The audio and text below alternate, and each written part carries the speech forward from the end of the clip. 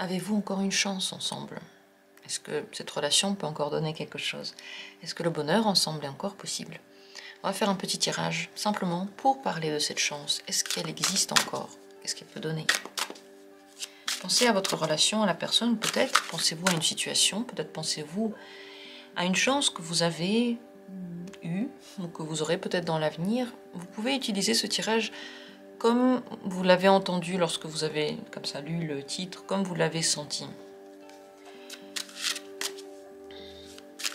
Avez-vous encore une chance?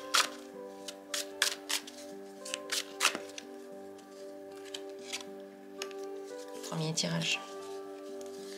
Deuxième tirage. Et troisième tirage. Il y aura 3 possibilités. Choisissez l'une d'elles dès maintenant.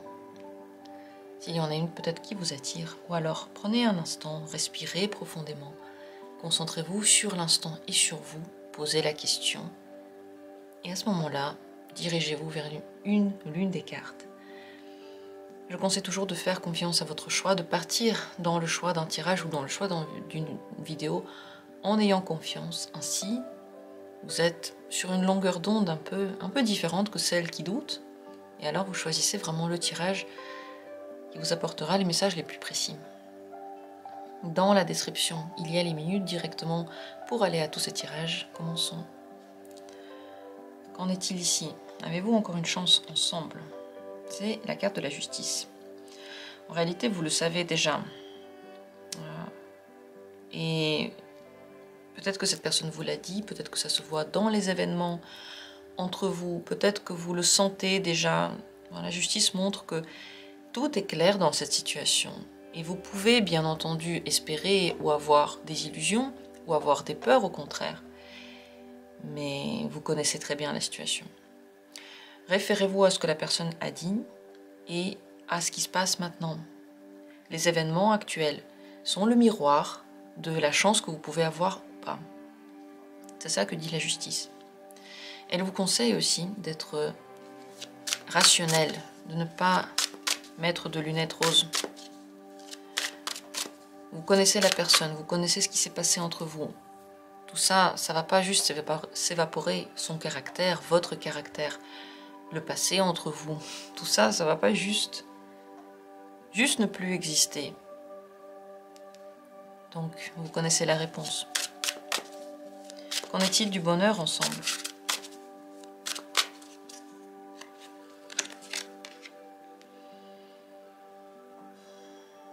Vous pouvez surtout avoir des opportunités ensemble, plutôt que simplement des bonheurs ou pas des bonheurs, des possibilités. C'est comme si, ensemble, vous pouviez encore avoir des affaires, de l'argent, ou des centres d'intérêt, ou des centres des ouvertures dans ce monde. Et c'est vrai qu'en travaillant sur quelque chose, vous pouvez encore avoir des petites bribes de bonheur. Mais c'est même pas du bonheur en fait. Les deniers, c'est quelque chose de concret. Donc vous pouvez avoir des expériences ensemble. Vous pouvez avoir des moments ensemble. Et c'est quand ça vous est offert. Pas lorsque vous essayez de mettre en place une stratégie pour que ça marche, mais quand ça vous est offert. Par rapport à quoi serait-il mieux de baser votre jugement, votre décision? Waouh, le jugement. C'est par rapport à votre personnalité. Vous devez, pour en fait vous-même décider si vous avez une chance ou pas, parce que, vous voyez, ce qu'on voit ici, c'est que, quand même, avec l'as de denier, il y a quelque chose qui peut encore venir vers vous. C'est comme si une possibilité pouvait encore s'ouvrir. Mais est-ce qu'il y a vraiment la chance d'être heureux et de vivre cette relation harmonieusement? Là, c'est une décision que vous devez prendre. Le jugement est ressorti.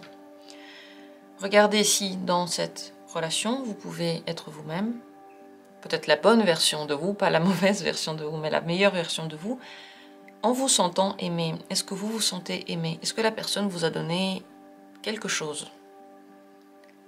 Est-ce qu'elle vous a donné peut-être de l'amour, de l'empathie, de l'aide? Est-ce qu'il y a eu de la fusion? Qu'est-ce que cette personne vous a donné? Et est-ce que ça, c'est ce qu'elle vous a donné, est-ce que c'est suffisant? Est-ce que c'est ce que vous recherchez ou pas? C'est là-dessus que vous devez vous baser pour prendre la décision. Parce que si vous vous basez juste sur des espoirs, peut-être que cette personne va changer, peut-être que moi je vais complètement changer et devenir quelqu'un d'autre. Et peut-être que si je fais une stratégie, eh ben, je vais plaire à cette personne. Tout ça, c'est comment pervertir votre personnalité, comment ne plus être vous-même. En plus, ça ne marchera pas. Donc, pour prendre la décision, on va dire, pour vous, donner une chance ou pas, et pour savoir si cette chance pourrait marcher, vous devez regarder est-ce que votre personnalité et sa personnalité, ça match, et ça se voit. Si ça match, alors la communication, elle est fluide, elle est simple, vous retrouvez dans la personne ce que vous aimez bien dans les gens. Et si ça match pas, alors vous voulez tout le temps changer l'autre. Vous n'êtes pas d'accord avec ce que la personne dit, avec ce qu'elle fait, avec sa vision. Vous voulez tout transformer, vous vous dites si tout se transforme, alors la personne, elle est parfaite. Mais la personne n'est pas une pâte à modeler, et ça ne marchera pas tout ça. Ce que vous devez savoir par rapport à cette relation, ouais, il y a beaucoup d'envie et de passion, et cette passion se renouvelle toujours. Et votre but, ça va être de faire la différence entre la passion et le reste. La passion et votre caractère, et les possibilités, et ici la justice, ce qui est juste, ce qui est faux. Parce que la passion, elle va subsister. Mais la passion, l'amour, l'attachement, l'amitié, la gentillesse, ce sont toutes des choses différentes. Vous pouvez les retrouver dans une relation, mais c'est des choses différentes. Peut-être un dernier conseil pour vous maintenant. Oui, choisissez en fonction de vous. C'est la carte de l'amoureux. Faites le choix du cœur et en fonction de l'amour pour vous-même. Mais faites un choix. Ne remettez pas le choix sur l'autre. Ne dites pas c'est l'autre, si la personne se décide ou elle se décide pas. Faites le choix vous-même. C'est votre vie. Et dans une relation, on est deux, on n'est pas tout seul. C'est pas que la personne et vous subissez. Ne subissez plus. Prenez votre décision. Il y a deux cartes de choix ici. Et là aussi, c'est le jugement. Donc c'est comme si vous rétablissez pour vous, dans votre vie, la justice. Et faites pour vous le meilleur choix. Et le meilleur choix, c'est pas forcément le choix de la passion. C'est le choix dans lequel vous allez pouvoir arrêter de souffrir. Voyez ? Quelle est la direction dans laquelle vous arrêtez de souffrir? Peut-être qu'il y a encore des bribes de souffrance, peut-être qu'il y a encore des souvenirs de souffrance, mais il n'y a pas une souffrance répétée. Par exemple, on se dit qu'on s'est brûlé sur le four. Si on enlève la main du four, ça va encore nous brûler quelque temps. Il y aura la brûlure, et elle va nous faire mal. Certes, on a enlevé la main, mais ça fait encore mal. Par contre, si on reste la main sur le four, on prend encore la décision de le toucher, on a de nouveau mal, mais on a beaucoup plus mal, la blessure devient de plus en plus grande. C'est ça la différence. Certes, même si on parle d'une situation, on peut avoir mal. Mais est-ce qu'elle est en train de cicatriser, la plaie? Ou est-ce qu'elle est en train de s'ouvrir encore plus? Voilà la question. Et voilà toutes les réponses à votre demande, à votre question. J'espère que le tirage pour vous a été intéressant. Dites-moi en commentaire ce que vous en retirez, qu'est-ce que vous pensez, est-ce que vous avez encore plus de questions qu'avant, ou au contraire. Comment vous sentez-vous par rapport à ça? Continuons avec la deuxième carte. Est-ce que vous avez tous les deux encore une chance? C'est le 6 de denier. C'est une carte des dons, des cadeaux, de la générosité. Cette personne, elle peut vous donner encore une chance, ou vous pouvez encore donner une chance par pitié, ce serait un fort mot. Mais peut-être par envie d'être quand même très gentil avec l'autre, par générosité. Et pas forcément parce que vous en avez envie vous, mais pour l'autre. Pour être quelqu'un de bien. Avec cette personne, vous pouvez avoir des petits cadeaux, des petites choses qui marchent, et des petites chances. On va voir, je vais demander là si vous pouvez être heureux. Parce que le problème du 6 de denier, c'est que oui, il y a des choses. Mais c'est des gouttes. C'est des gouttes qui nous aident en fait. C'est comme, qu'est-ce que c'est la générosité? On nous donne un petit peu. Donc c'est quelqu'un qui a beaucoup et qui, par bonté du cœur, va aider quelqu'un qui a peu. Donc il va lui donner, mais il ne va pas tout lui donner. Quelqu'un qui est généreux, son but, c'est pas de tout donner de ce qu'il a et se retrouver lui-même sans rien. Il lui donne un peu à celui qui en a besoin. Et c'est ça le truc avec le 6 de denier. On donne un peu, et on garde le reste. Voilà la chance que vous pouvez avoir, petite. Pour des petites choses, pour des petits moments ensemble.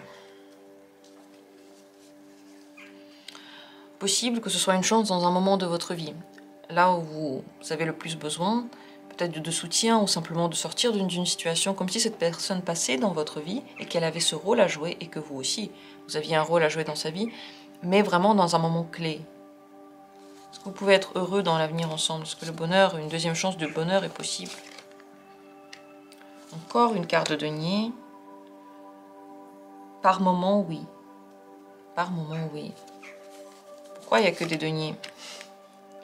Parce que cette relation demande beaucoup de travail. Et c'est des choses concrètes. C'est pas juste espérer nourrir votre vie spirituelle. Non, c'est pas ça. C'est vraiment travailler, je sais pas, sur la communication.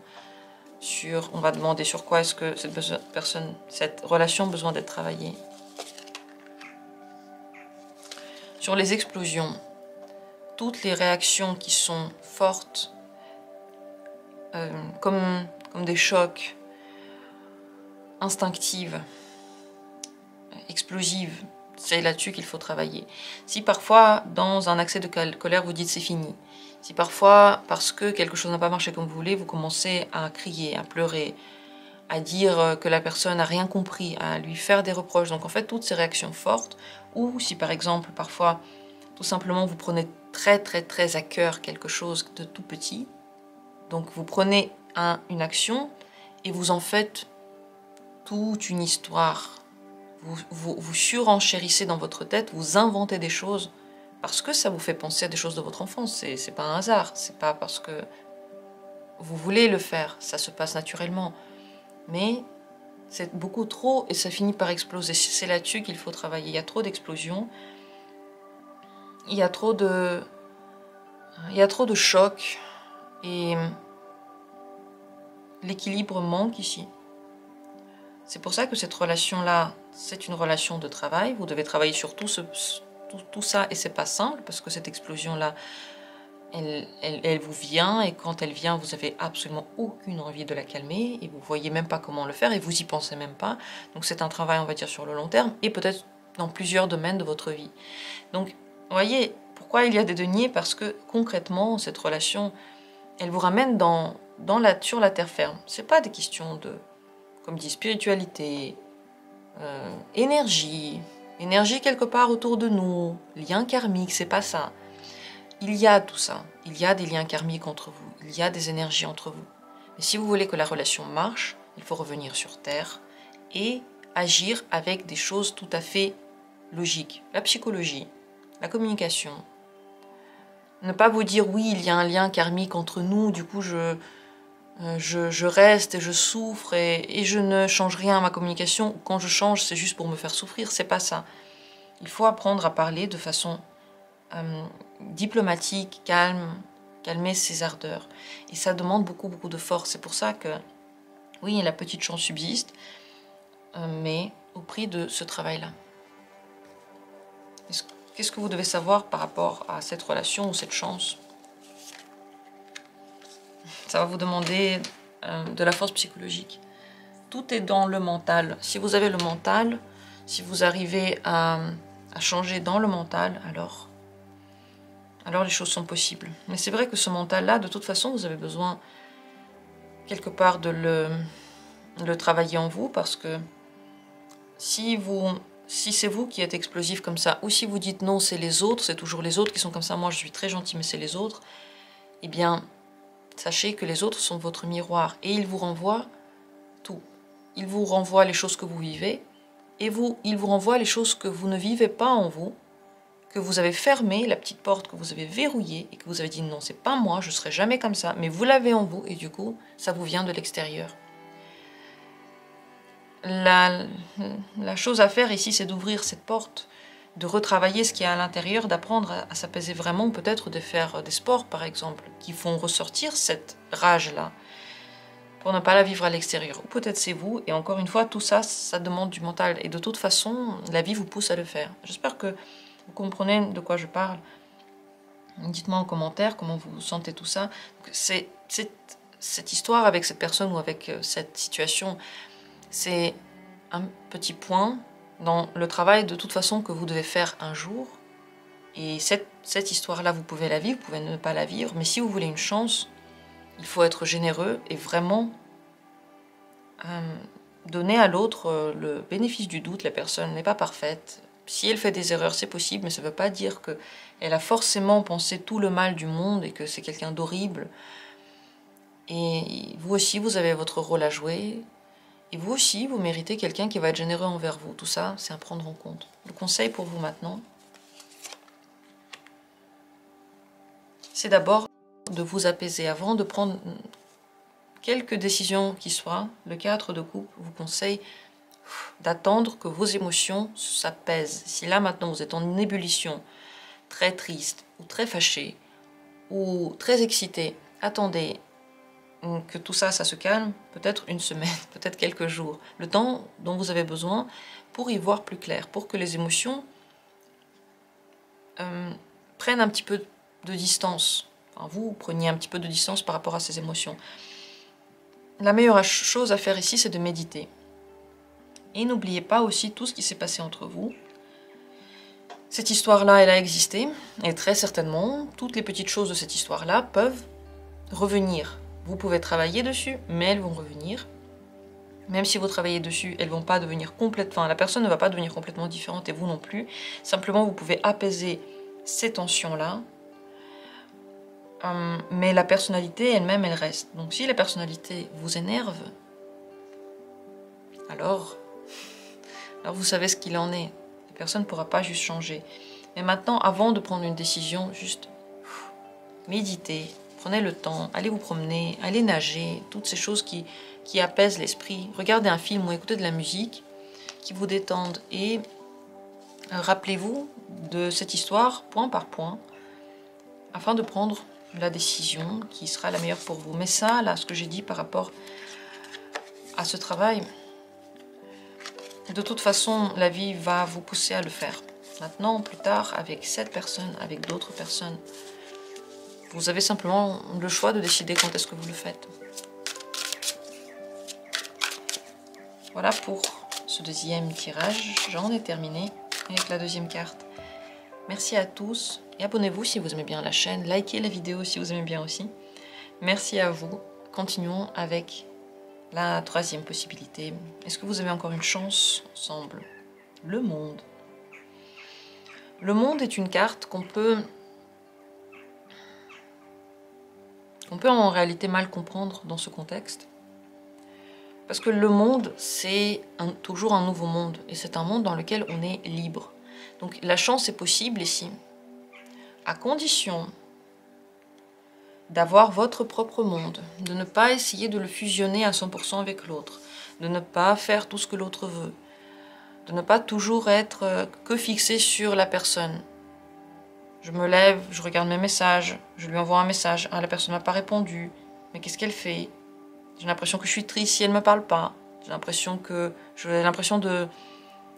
ma journée n'a plus de lumière si elle n'est pas là. Mais entre-temps, en fait, vous allez prendre votre café, vous allez travailler, vous allez parler avec vos enfants, vous allez, je sais pas, vous promener.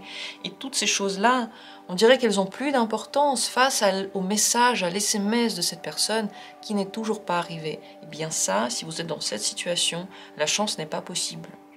C'est seulement lorsque vous vous détachez de ça, vous commencez à avoir votre vie et la personne est simplement l'une des composantes. Il y a les enfants, il y a le travail, il y a le café du matin, il y a la promenade et puis il y a l'SMS.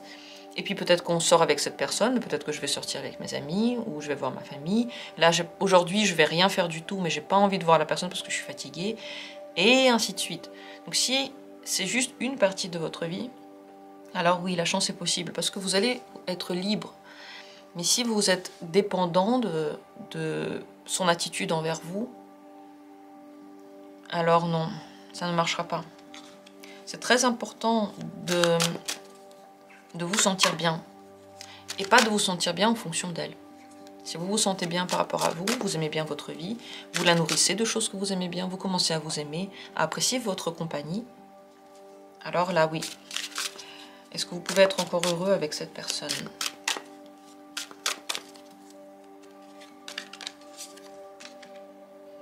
Page de denier. c'est possible si vous recherchez cet effet-là. Si vous essayez dans la relation de trouver des choses qui vous rendent heureux et pas des problèmes. On peut, vous voyez, avoir le focus sur plusieurs choses. Toujours se rappeler de ce qui ne marche pas, le souligner, le dire « Ah bah ça t'as pas bien fait » ou souligner et dire ce que la personne a bien fait, ce que vous avez aimé, ce que vous avez passé comme bon moment. Si vous vous dirigez vers tout ce qui est ce positif-là, alors oui, c'est possible de vivre un bonheur encore ensemble. Mais si chaque chose qu'elle fait que vous n'avez pas aimé ou qu'elle fait que vous n'auriez pas fait comme ça prend pour vous une ampleur colossale, alors non. Et peut-être que toutes ces choses qui vous rendent justement malheureux avec cette personne, ils ont beaucoup d'importance pour vous. Et cette importance-là, vous ne pouvez pas juste l'ignorer et vous ne pouvez pas juste l'enlever. Et vous devez accepter que cette personne fait des choses qui ne correspondent pas à vos valeurs ou à votre personnalité. Accepter que oui, quelque part, peut-être qu'on ne matche pas totalement. Qu'est-ce que vous avez besoin de comprendre par rapport à cette relation ?